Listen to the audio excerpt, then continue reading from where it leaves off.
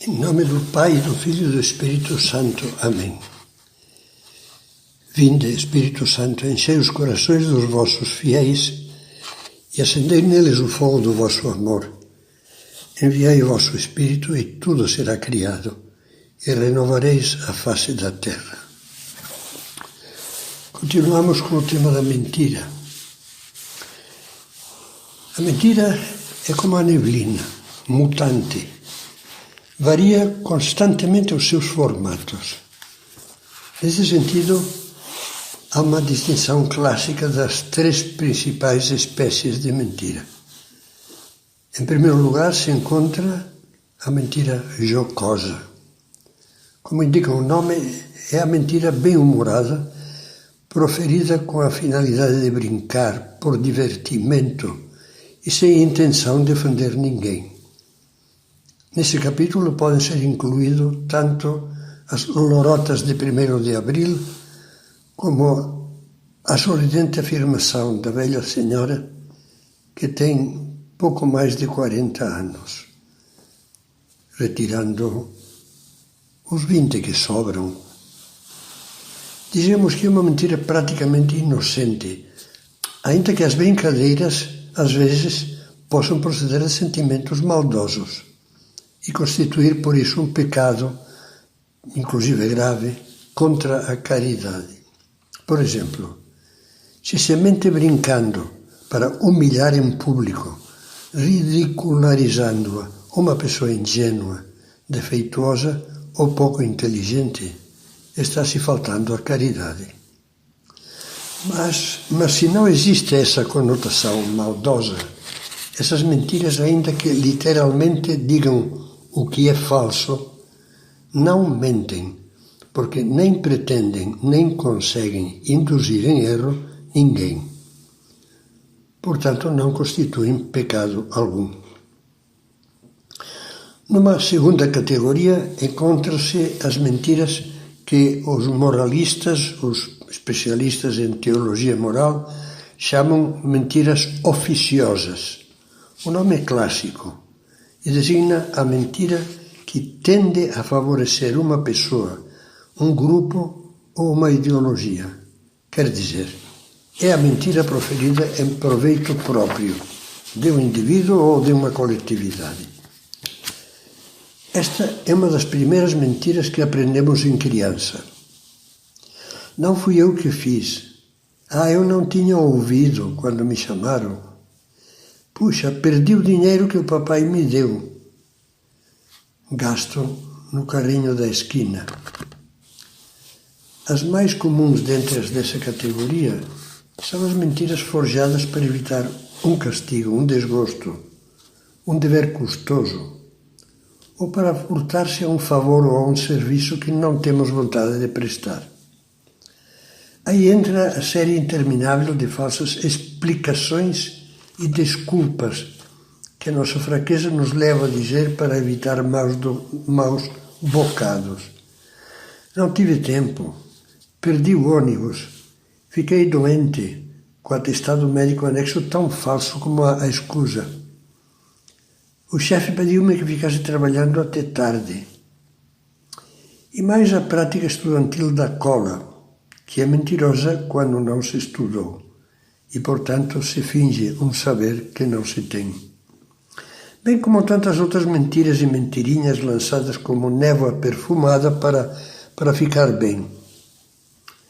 Esse tipo de enganos são verdadeiras mentiras e, por isso mesmo, continuam sempre sendo uma falta, que geralmente, como lembra o Catecismo da Igreja, não passa de pecado venial. Contudo, podem revestir-se de uma gravidade maior em diversas ocasiões. Basta pensar no filho, mentiroso quanto à assistência às aulas, porque está cabulando a aula, que defrauda a confiança e o sacrifício investido nele pelos pais. Ou num outro terreno, na força da mentira empregada na propaganda e nas pesquisas de opinião dirigidas a aliciar com falsidade o favor do público, mesmo que com essas mentiras não se chegue a causar um sério prejuízo aos iludidos, nem se prejudicam terceiros, coisa que, aliás, é difícil de imaginar. Mas falando em prejuízos, estamos entrando no campo do terceiro tipo de mentira, o pior deles, a mentira danosa ou prejudicial. O seu próprio nome, mentira que causa dano, a explica. Mente-se nesses casos querendo causar um dano ou um prejuízo a alguém. E então, mesmo que não haja essa intenção de prejudicar algumas vezes, mas que se pode prever que vai acontecer o prejuízo, quando se sabe por isso, ou pelo menos se prevê, que a mentira pode causar um dano, tem a gravidade de uma mentira feita já desde o início com má intenção. Falemos agora um pouco de enganos e símbolos nas nossas mentiras. Quer dizer, não é preciso espremer muitos miolos para lembrar as inúmeras faces da mentira. Já víamos antes o caráter ruim da calúnia, mentira danosa que conspurca reputações e chega a destruir vidas, já vimos isso. Famílias, vidas, trabalhos profissionais. Poderíamos continuar a lista incluindo nela as fraudes nos negócios, as concorrências desleais, as licitações com cartas marcadas, que guindam incapazes a funções de que ficam excluídos aqueles que as merecem. As mentiras políticas ou administrativas de todo gênero, que causam enormes danos à nação e, com frequência, aos mais desprotegidos. As desorientações morais de um mau conselheiro espiritual. Se se trata de um sacerdote, terá que prestar contas muito estritas a Deus. As mentiras nos termos ou nos dados dos contratos. A ocultação de defeitos na máquina vendida. As falsificações, as vigarices e trapaças de toda espécie. Vem-me à cabeça agora aquela definição que Cristo dá de Satanás. É o pai da mentira. Realmente é um pai com uma família muito fecunda. As mentiras. Uma especial menção merece neste capítulo uma falácia, infelizmente, prejudicial para muitíssimas pessoas. Refiro-me à insistência martelante diária propagada sobre o uso de meios imorais, contrários à moral cristã, para a limitação da natalidade.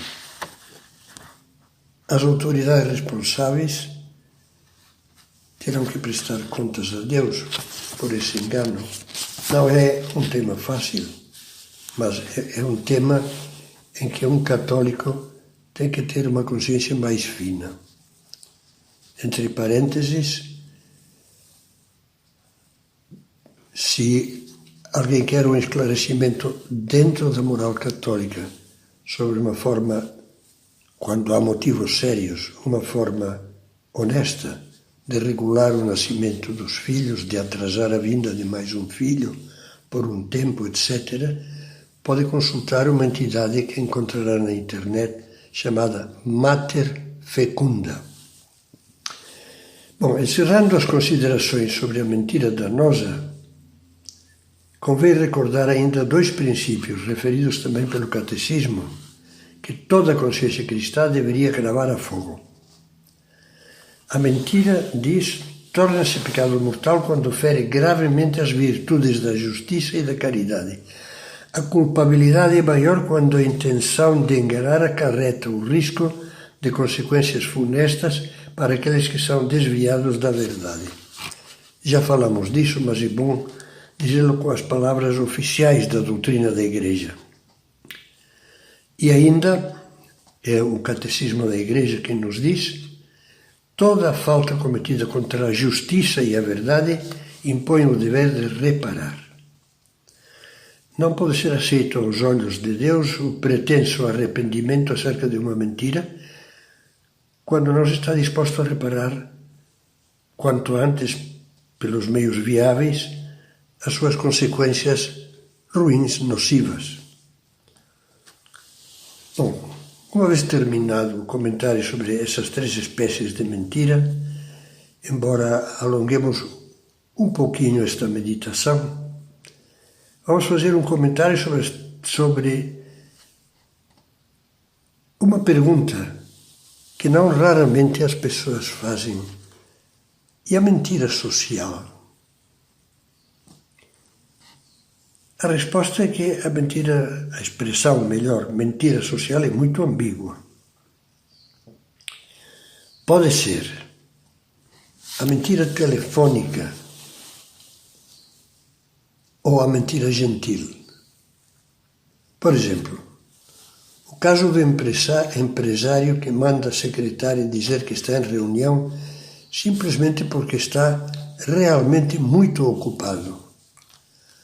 Ou a senhora que diz que o marido não está aqui no momento quando liga um maçador inoportuno, que não tem boas intenções. Ou quando se vê uma criança que infelizmente não é bonita, mas dizemos, por carinho com o pai e a mãe, que gracinha, que linda, bonitinha. Ou quando após um almoço de gosto indefinível, mas não inesquecível, infelizmente, se diz à anfitriã: estava muito bom, estava uma delícia. Realmente, com essas desculpas sociais, super conhecidas por todo mundo, não se está querendo enganar ninguém. Vimos acima que a linguagem é simbólica, que a palavra é símbolo que exprime algo que se quer comunicar. Quando o símbolo é equívoco, enganoso ou leva para o erro, temos uma mentira. Mas quando o símbolo é inequívoco, porque já se tornou uma forma social de linguagem empregada constantemente para evitar expressões que poderiam ser grosseiras, ofensivas ou mal interpretadas, já não induzem erro, porque o símbolo super conhecido é transparente para todos. Quer dizer que nesses casos se pode dizer que não há propriamente mentira. Não existe a falta moral chamada mentira. Quer dizer, uma pessoa que não só quer dizer uma maneira gentil, dar uma negativa de uma maneira gentil, amável, sem comprometer outros, mas não existe a vontade de causar dano, de enganar. Por isso a mentira social e gentil não entram nas classificações da mentira.